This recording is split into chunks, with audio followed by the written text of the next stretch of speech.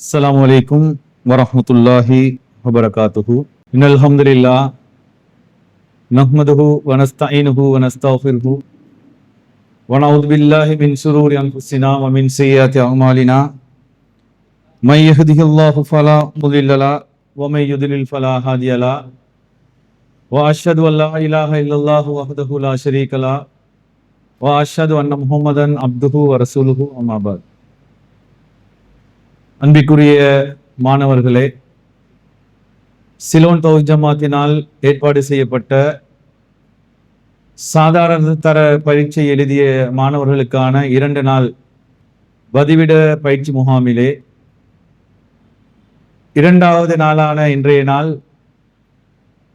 பல தலைப்புகளில் பயான் நிகழ்ச்சியில் நடக்க இருந்தாலும், ஆரம்பமாக இந்த இடத்திலே வந்திருக்கக்கூடிய மாணவர்களுக்காக வேண்டி உங்களுடைய எதிர்காலத்துக்கு தேவையான சில தகவல்களை குறிப்பிட்ட ஒரு நேரத்துக்குள் சுருக்கமாக சொல்லலாம்னு நினைக்கின்றேன். உங்களுக்கு எல்லாம் தெரியும், நேற்றைய தினம் இந்த இடத்திலே 4 தலைப்புகளில் நிகழ்ச்சிகள் நடைபெற்றது. இந்த எல்லா நிகழ்ச்சிகளிலும் உங்களுக்கு தேவையான உங்களுடைய கல்வியை முன்னெடுத்து செல்வதற்கான சில உபதேசங்கள் வழங்கப்பட்டது. அந்த எல்லா உபதேசங்களிலும் நீங்கள் பார்க்கக்கூடியதாக இருந்த ஒன்று என்னென்று சொன்னால், அதாவது எல்லா விஷயத்திலும் ஆரம்பத்தில் என்னுடைய தலைப்பாக இருக்கட்டும், அதற்கு பின்னால் சகோதரர் அப்துல் ராசிக்குடைய தலைப்பாக இருக்கட்டும், அதற்கு பின்னால் கலந்து கொண்ட விரிவுரையாளர்களுடைய பேச்சாக இருக்கட்டும், எல்லாத்திலையும் ஒரு மோட்டிவேஷன் ஒன்று இருந்துச்சு. அதாவது உங்களுடைய எதிர்காலத்துக்கு போகும்போது சில சவால்கள் வரும்போது நீங்க எப்படி அந்த சவால்களை ஏற்றுக்கொள்ளப்பட வேண்டும். அதற்கு நல்ல ஒரு உதாரணம் தான் நேற்றைய நிகழ்ச்சியில் கடைசியாக நடந்த நிகழ்ச்சியில கலந்து கொண்ட காலித் உஸ்மான் என்று சொல்லக்கூடிய சகோதரர். அதாவது 2 கண்களும் பார்வை இழந்து இன்று அவருடைய வாழ்க்கையில எந்த அளவுக்கு அவர் ஒரு வெற்றி நடை போட்டுக் கொண்டு இருக்கிறார். அதாவது அவருடைய முயற்சியினால் அவர் போடக்கூடிய அந்த வெற்றி நடை, இதெல்லாம் நீங்க பார்த்திருப்பீங்க.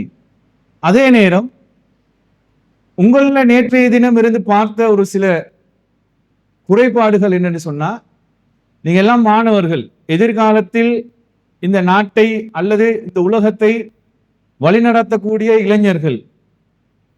இங்க வந்து நிகழ்ச்சியில நடத்தக்கூடிய அந்த வளவாளர்கள் உங்களிடம் சில கேள்விகள் கேட்பாங்க, அல்லது உங்கள்கிட்ட சில கருத்துகள் கேட்கும் போது உங்களோட வாயிலிருந்து சத்தம் வராது, அதாவது பேச்சு வராது. கேட்டாங்க தானே, நான் இந்த இடத்துல பேசப்பட்டது உங்களுக்கு விளங்கிச்சா சொல்லுங்க என்று சொல்லும் போது மௌனமாக இருக்கிறீங்க, அல்லது சொல்றது விளங்குது இல்ல, கிட்ட வந்து கேட்கணும், இப்படியெல்லாம் இருக்குது. இப்படியெல்லாம் இருக்கக்கூடாது. அதாவது எங்களுக்கு வாய்ப்புன்றது இருக்குது. இந்த வாய்ப்பு ஒரு நேரம் தான் வரும். நாங்க எதிர்பார்க்காத நேரத்தில் எங்களுக்கு ஒரு வாய்ப்பு வரும். அந்த வாய்ப்பை எங்களுக்கு வரும்போது நாம் பயன்படுத்தி கொண்டோம் சொன்னால் அந்த நொடி எங்களுடைய வாழ்க்கையில் ஒரு திருப்பு முனையாக இருக்கலாம். நாங்க வெட்கப்பட்டு கூச்சப்பட்டு இருந்தோம்னு வைங்க, சிலவங்க என்ன செய்வாங்க, சில நிகழ்ச்சியில பாக்குறோம், மேடையில நிகழ்ச்சிகள் நடத்தி கொண்டு இருக்க கூட திடீர்னு சில கேள்விகள் கேட்பாங்க, அல்லது யாராவது ஒருத்தர் மேடைக்கு வாங்கன்னு சொல்லுவாங்க. கீழே இருக்கக்கூடிய நாங்க என்ன செய்யணும்னா பின்வாங்கி கொண்டிருப்போம். போறதா இல்லையா, வேற யாராவது ஒருத்தர் போவாங்களா, அதை பார்த்துட்டு நான் போறேனே, முதலாவது நான் போகக்கூடாது, இன்னொருத்தர் முதலாவது போகட்டுமே, இப்படி பார்த்து கொண்டு இருப்போம். அப்ப என்ன நடக்கும்னு சொன்னால், எனக்கு கிடைக்க வேண்டிய வாய்ப்பு, உங்களுக்கு கிடைக்க வேண்டிய வாய்ப்பை இன்னொருத்தர் தட்டி கொண்டு போவார். அல்லது எங்களுடைய உள்ளத்துல ஒரு பயம் வரும், நான் போனா என்னாவது ஒரு கேள்வி கேட்டுருவாங்களோ, எனக்கு அது பதில் தெரியாம போகுமோ என்று பின்வாங்கிறதுனால எங்களுடைய எதிர்காலத்தில் எங்களுக்கு வரக்கூடிய ஒரு வாய்ப்பு எங்களுக்கு இல்லாம போய்விடும். அதுக்கு நல்ல ஒரு உதாரணம் இந்த உலகத்தை அதாவது தனக்கு கிடைக்கக்கூடிய வாய்ப்பை பயன்படுத்துவதன் மூலம் ஒரு வரலாற்று சாதனையை படைத்த ஒரு சம்பவம் ஒன்று இருக்கின்றது.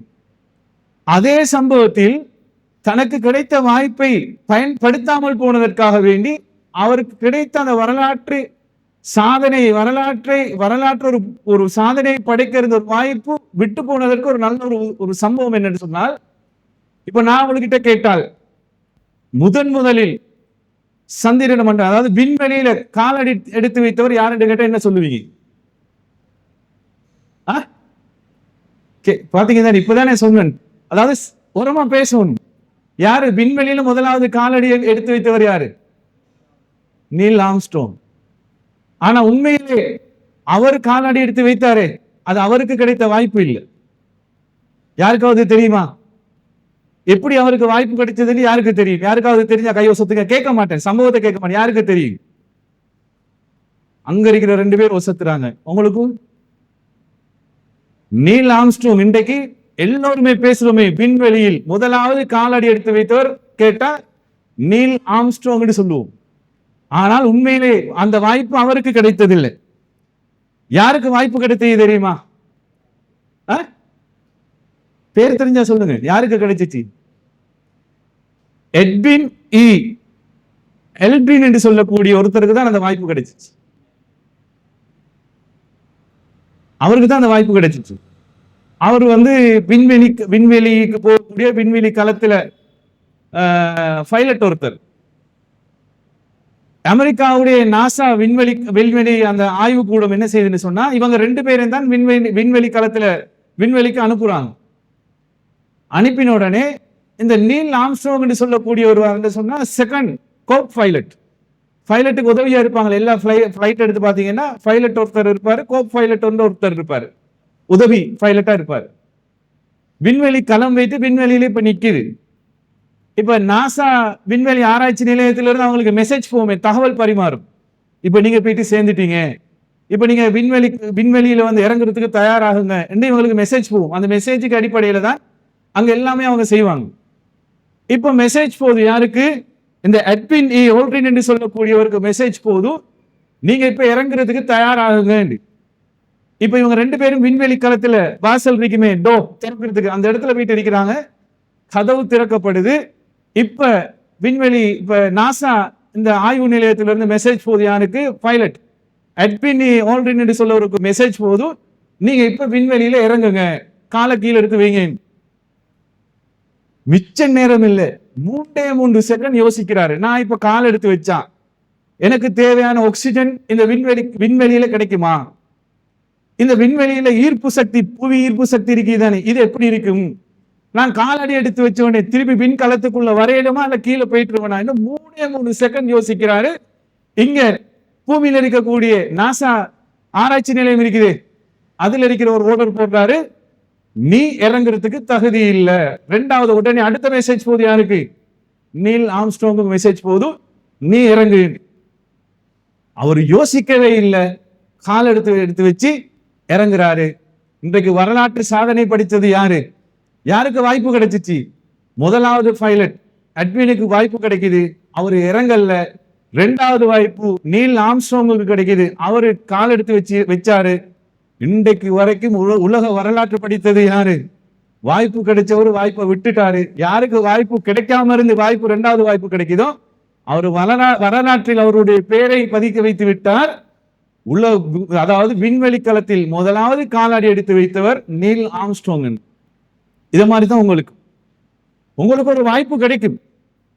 அந்த வாய்ப்பு கிடைக்கும் போது நீங்க பின் வாங்கினீங்க என்று சொன்னால், வெட்கப்பட்டீங்க என்று சொன்னால், பயந்தீங்க என்று சொன்னால், உங்களுடைய வாழ்க்கையில் உங்களுக்கு கிடைக்கக்கூடிய பெரும் ஒரு சந்தர்ப்பத்தை நீங்க இழந்துடுவீங்க. நீங்க மாணவர்கள், எதிர்காலத்தில் பல இடங்களுக்கு வரக்கூடியவர்கள், எதிர்காலத்தில் நீங்க இந்த நாட்டையும் இந்த உலகத்தையும் ஆட்சி செய்யக்கூடிய, இந்த வழி நடத்தக்கூடியவர்கள் இருப்பீங்க. அப்ப நீங்க உங்களுக்கு வாய்ப்பு கிடைக்கும் போது அந்த வாய்ப்பை பயன்படுத்திக் கொள்ள வேண்டும். அதே மாதிரி உங்களுக்கு எடுக்கக்கூடிய படிப்பினை மிக்க இன்னொரு சம்பவத்தை சொல்லி அடுத்த நிகழ்ச்சிக்கு போகலாம்னு நினைக்கின்றேன். உங்களுக்கு எல்லாம் தெரியும் தானே, பறவைகள் எடுத்து பார்த்தீங்கன்னு சொன்னா, பறவைகள் பெரிய ஒரு உடம்பு கொண்டதா பறவைகள், ஒரு அளவான எடையை கொண்டவங்க தான் பறவைகள். இந்த பறவைகள் இந்த இலங்கை நாட்டுக்குள்ளேயே அவங்க இருக்கக்கூடிய ஒரு பிரதேசத்தை விட்டு இன்னொரு பிரதேசத்துக்கு காலத்துக்கு கிளைமேட் மாறும்போது, காலநிலை மாறும்போது, அந்த காலநிலைக்கு ஏற்றவாறு அவர்களுக்கு வாழ்வதற்கு உகந்த காலநிலை எந்த பகுதிக்கு வரும் அந்த பகுதிக்கு மாறுவாங்க. அப்பதான் ஒவ்வொரு ஊர்லயும் பாருங்க, காணாத சில பறவைகள் ஆயிரக்கணக்கில் லட்சக்கணக்கில் சில ஊர்களுக்கு திடீர்னு வரும். ஆச்சரியமா பார்ப்போம், இது இவ்வளவு பறவைகள் எங்க இருந்து வந்துச்சு இப்படி எல்லாம் பார்ப்போம்.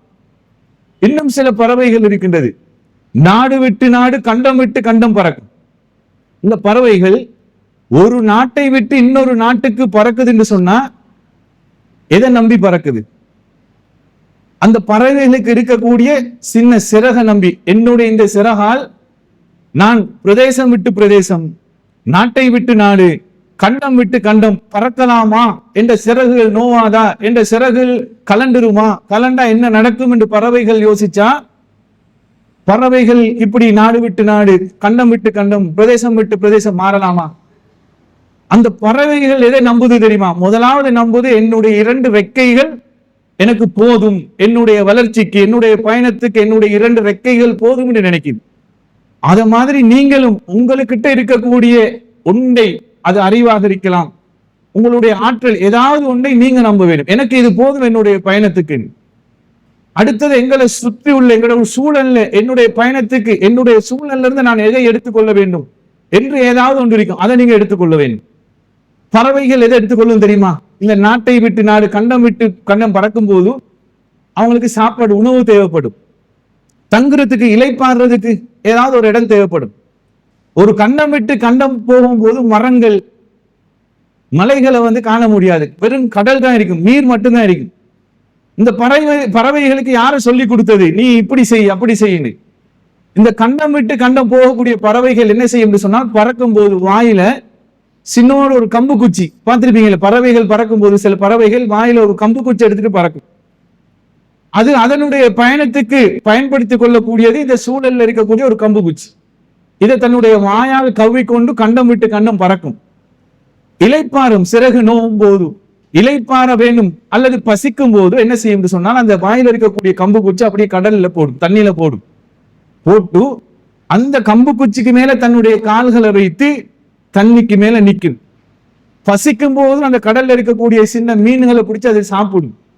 இலைப்பாறும், மீண்டும் அந்த கம்பு குச்சை வாயால கவி கொண்டு அடுத்த இலக்கை நோக்கி பயணிக்கும். அப்ப இதுல இருந்து என்ன விளங்குது என்று சொன்னால், எங்களுக்கு தியரி மட்டும் இருக்கும். இப்ப நீங்க புக்ல படிக்கிறீங்களே, ஸ்கூல்ல போயிட்டு புக்ல படிச்சு புக்ல எழுதுறீங்க, சார் இதை படிச்சு தந்தாரு, சயின்ஸ்ல படிச்சோம், மேக்ஸ்ல படிச்சோம், ஒவ்வொன்று படிக்கிறது எல்லாம் நீங்க தியரியா உங்ககிட்ட புக்ல எழுத்துல இருக்கும். எழுத்துல இருக்கக்கூடியதை நீங்க பிராக்டிகலுக்கு கொண்டு வரலன்னு வைங்க. எப்படி நீல் ஆம்ஸ்ட்ராங் வரலாறு ஒரு பாடத்தை படித்து தருது, பிராக்டிகல் இல்லை என்று சொன்னால், எப்படி இந்த பறவைகளுடைய வாழ்க்கையில ஒரு தியரி மட்டும் இல்லாமல் பிராக்டிகல் செஞ்சு பார்க்குது. இந்த பிராக்டிகல் இல்லைன்னு சொன்னால் உங்களுடைய வாழ்க்கையும் எட்வினுடைய வாழ்க்கை மாதிரி ஒரு இடத்துக்கு முடங்கி வரும். அதனால் வாய்ப்பு கிடைக்கும் போது, இன்றைய நிகழ்ச்சியில முதலாவது நீங்க படிக்கக்கூடியது, வாய்ப்பு கிடைக்கும் போது எங்களிடம் ஒரு கேள்வி கேட்கும் போது அடுத்தவர்களை பார்க்க கூடாது. எனக்கு இதுக்கு பதில் தெரியுமா நான் சொல்ல வேண்டும், அது சரியா பிழையா. 2வது, வாய்ப்பை நீங்கள் பயன்படுத்தினீங்க என்று சொன்னா, இந்த இடத்துக்கு சில தகவல்கள் உங்களுக்கு பேசுறாங்களே, அவங்க இந்த இடத்துக்கு வராங்கன்னு சொன்னா அவங்க தியரியை மட்டும் வச்சு இங்க வரல, பிராக்டிக்கல் அவங்க கிட்ட இருந்துச்சு. அதனால இந்த இடத்துக்கு அவங்களை கூப்பிட்டு உங்களுக்கும் சில தகவல்களை சொல்றதுக்கு, உங்களுக்கும் படிப்பினை தருவதற்கு இந்த இடத்துக்கு அவங்க வராங்கன்னா அவங்களுக்கு பிராக்டிக்கல் இருந்ததுனால இந்த இடத்துக்கு வராங்க. நீங்களும் எதிர்காலத்தில் இந்த இடத்துக்கு உங்களை மாதிரி இருக்கக்கூடிய மாணவர்களுக்கோ அல்லது வேற யாருக்கோ ஒரு விஷயத்தை சொல்றேன்னு சொன்னால், நீங்கள் இந்த 2 விஷயத்தையும் படிப்பினையாக எடுத்தீங்கன்னு சொன்னா உங்களோட வாழ்க்கையில் ஒரு திருப்பு முனை, ஒரு வெற்றி பயணம் வரும். இல்லைன்னு வைங்க, கூச்சப்பட்டு வெக்கப்பட்டு எங்களுக்கு கிடைக்கக்கூடிய வாய்ப்பை அந்த நேரத்தில் பயன்படுத்தவில்லை என்று சொன்னால், எங்கள்கிட்ட எவ்வளவுதான் தியரி இருந்தாலும் எங்களுடைய வாழ்க்கை முடக்கப்பட்டு விடும் என்பதை ஆரம்பமாக மனதில் பதிய வைத்துக் கொண்டு